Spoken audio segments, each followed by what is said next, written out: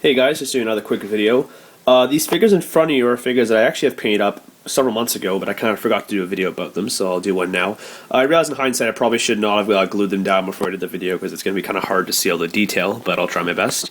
So in front of you is my newly expanded and improved Allied General Staff for the Battle of Waterloo, although it's mostly just British officers. I haven't really added any of the Allied nations officers to it yet, but I still to do. So most of these, or a lot of these, are conversions. The artillery pack with Allied staff pack is totally insufficient with only having 2 officers for the British. So obviously that wasn't happening. That wasn't enough to suffice. So I had to do a lot of conversions. Primarily these are actually taken from either the French staff pack and just converted for the uniforms, or actually the artillery Prussian cuirassiers, the earlier versions with the bicorn hats, actually convert very nicely into just general staff officers with chapeau bras. So in front of you, I'm just going to do a quick run through. Kind of obvious, again, this is the Duke of Wellington. That's pretty much a straight just paint up from the artillery pack. Beside here, that is Lord Uxbridge's cavalry commander, painted up from one of the French Guard horse artillery mounted officers, just with a bit of conversions. Behind him, that's another conversion, slight conversion from the artillery pack. That's Colonel Delancey, who was the acting quartermaster general, because George Murray was not at Waterloo, so he was quartermaster general. Behind him is Colonel Somerset, who is Wellington's military secretary. That's a complete conversion based on various parts from various packs of artillery.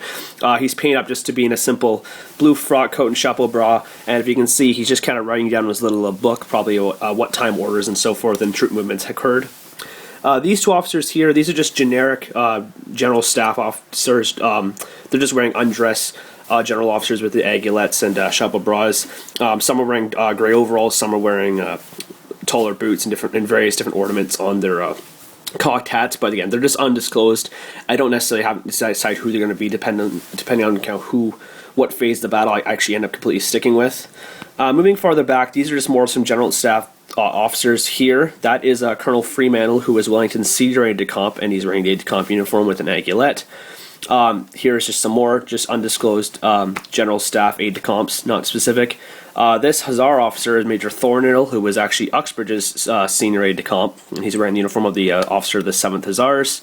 These 2 artillery officers, the one in the chapeau is Colonel Wood, who is the artillery commander for Waterloo, and just behind him is his second-in-command, Sir Augustus Fraser, in a Royal Horse Artillery officer's uniform.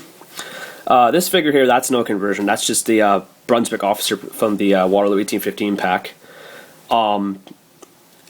Yeah, he's just painted up. I think in the pack he's supposed to be the Duke of Brunswick, but by Waterloo, obviously the Duke of Brunswick has been killed at Quatre Bras, so he's just an undisclosed Brunswick officer. I might actually change him to have a chapeau or a shako rather than the kind of beret that he's wearing, because that kind of, again, makes him really obvious to think that he's the Duke of Brunswick, so I might change that up.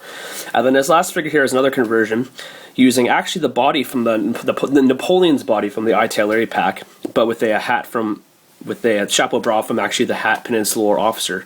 And he's painted up to be General Rowland Hill, who is the 2nd Corps commander, who's wearing the undress uniform of a general officer with a blue frock coat over top. Behind here, that's just a troop of horse guards, just a small troop as an escort basically to the general staff. They may stick with that. They may stay attached to the general staff or may not. I'm not decided yet. And then the very end here, this is General Picton. Obviously, again, the Picton figure, that's straight from the Waterloo 1815 pack. I was satisfied with how that pose was. And his aide-de-camp, who's about to draw his sword out of his sheath, that is a conversion from that Prussian cuirassiers kit from artillery.